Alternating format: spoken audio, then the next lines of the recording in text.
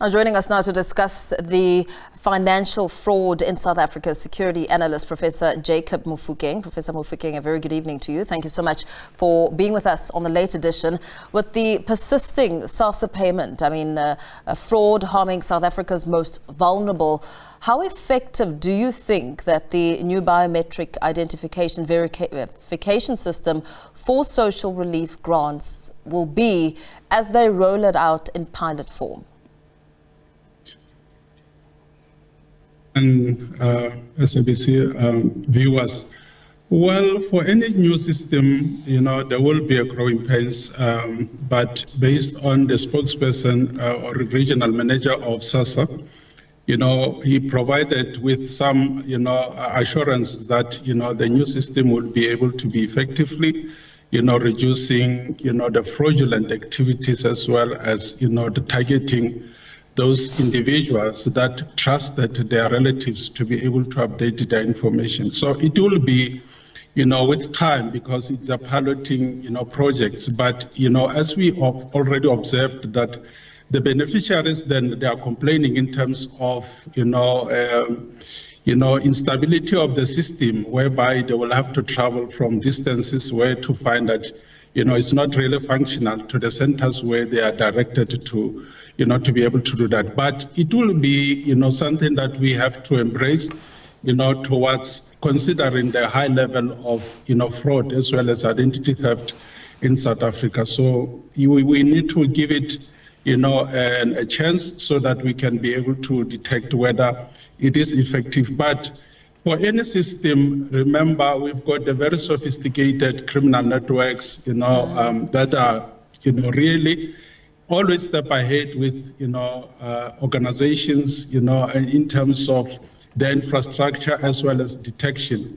But we hope that, with the new system, then it will be able to reduce this prevalence of challenges. Professor, you speak about the sophisticated criminal networks, and we know South Africa is grappling what has been described as a perfect storm, perhaps, for rampant financial crimes like money laundering, fraud, that are going widely underreported and even under-prosecuted. Do you think that SARS and law enforcement officials are efficient at identifying these issues?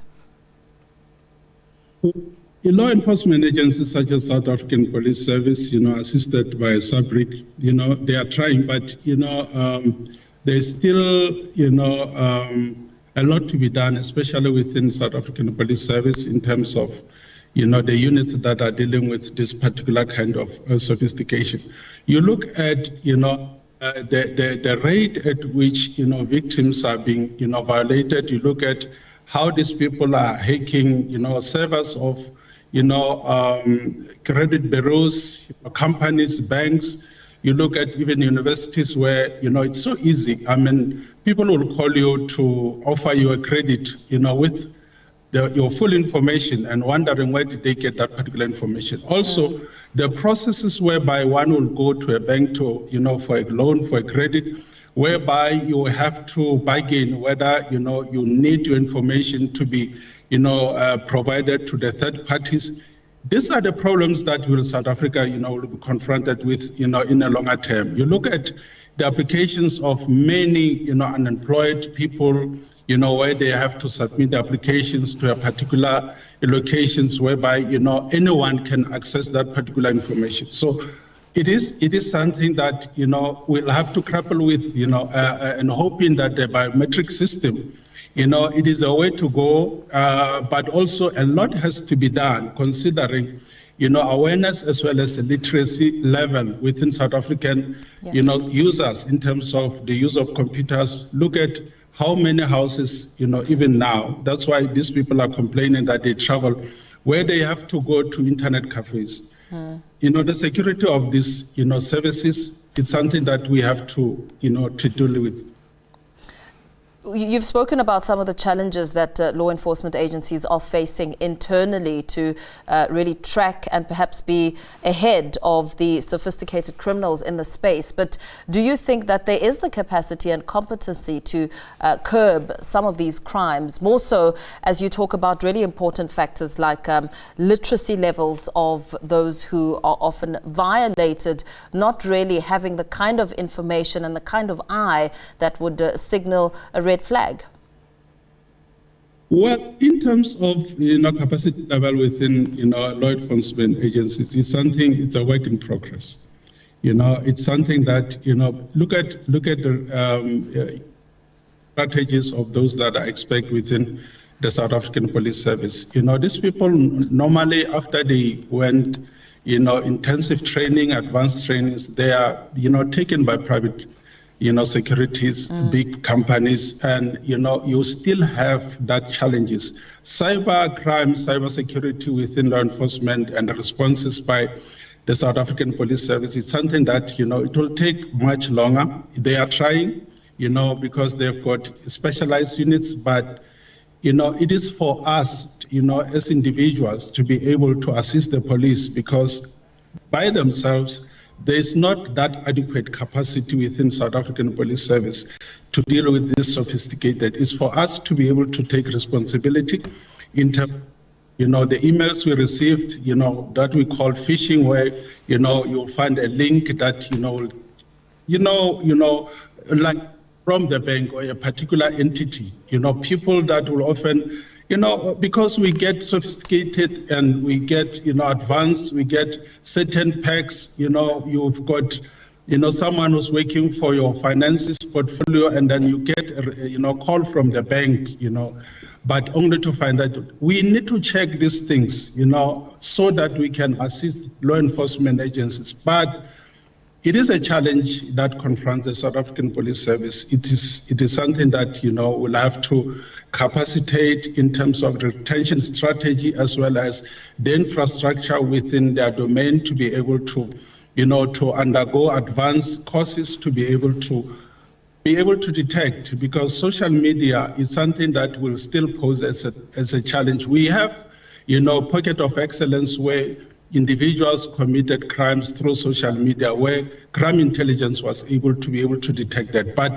But these are in far and between cases, so it is for us, as consumers, as public, to be able to be aware of the dangers of fraud, identity theft, as well as we take necessary measures to be able to avoid that.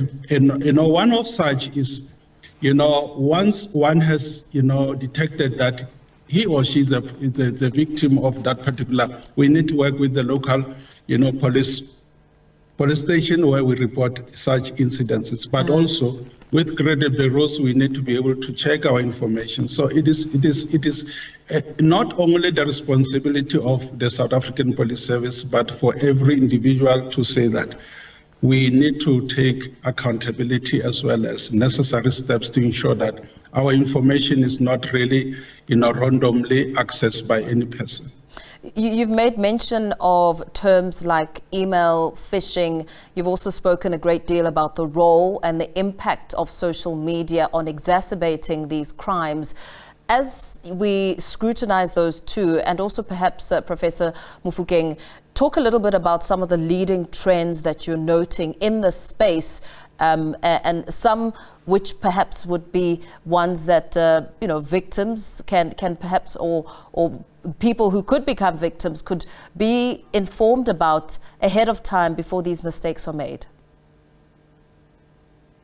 We are aware that, there are, very sophisticated criminal networks. For instance, here in Soshanguve, there has been reports that there are individuals or those syndicates that are selling, profiles of victims. They will check, in credit bureaus, how, individual has been handling, the portfolios. If someone has been, given a green light and handling his or her portfolio very well, that particular information will be quite expensive. You see that IDs being sold to, around 3,000.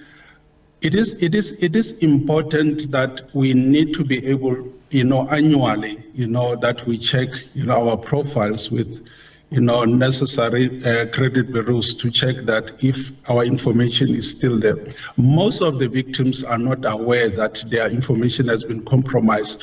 They can only notice whereby, a particular service provider is threatening that particular victim with lawsuits, or maybe at that particular time when someone wants to open a credit with either financial institution or want to purchase a house.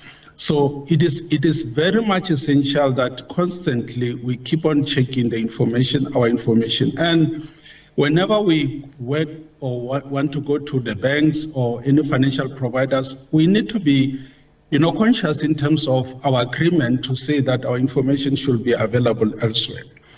Because it is for that reason that, the information is compromised and we cannot, it will take long for one to be able to clear his or her name. Very well. Thank you so much for weighing in on this discussion, addressing some of the financial fraud in South Africa. Security analyst Professor Jacob Mofokeng.